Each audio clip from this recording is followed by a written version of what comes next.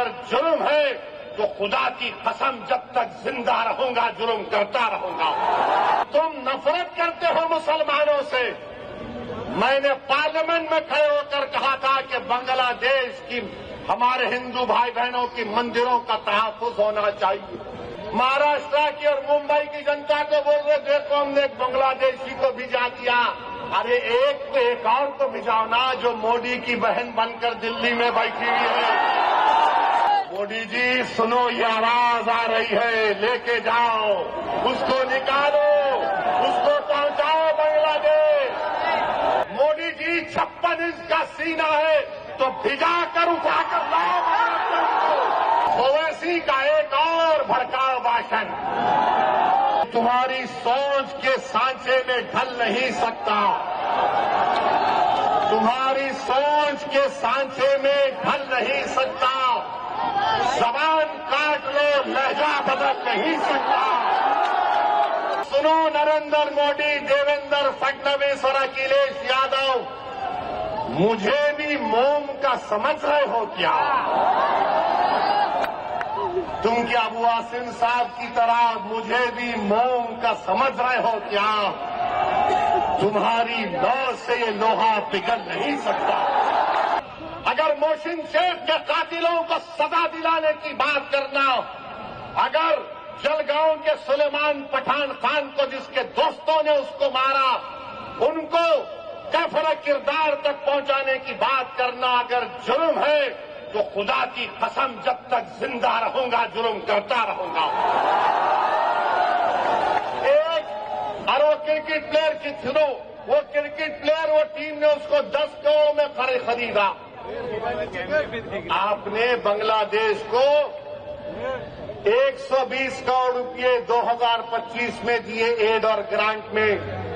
1160 megawatt power Bangladesh को भारत से जा रहा है। और 10 साल में मोदी की हुकूमत ने एलओसी दिया $8 बिलियन का, $8 बिलियन का। और तुम नफरत करते हो मुसलमानों से। मैंने पार्लियामेंट में खड़े होकर कहा था कि बांग्लादेश की हमारे हिंदू भाई बहनों की मंदिरों का तहफ्फुज होना चाहिए।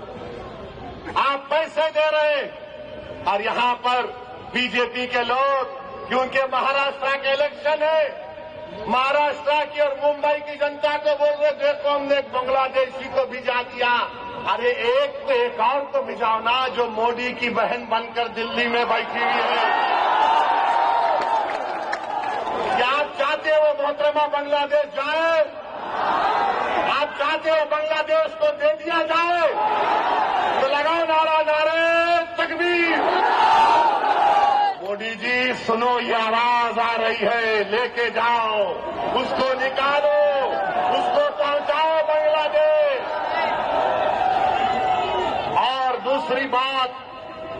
और दूसरी बात अभी खत्म नहीं हुआ मोदी के ऊपर। आज हमने देखा कि वेनेजुएला में ट्रंप ने अपनी फौज को भिजाकर वहां के एक जमहूरी तौर पर मुंतखब शुदा सदर को एक मुल्क से, उसी के मुल्क से उठाकर अमेरिका लेकर चले गए।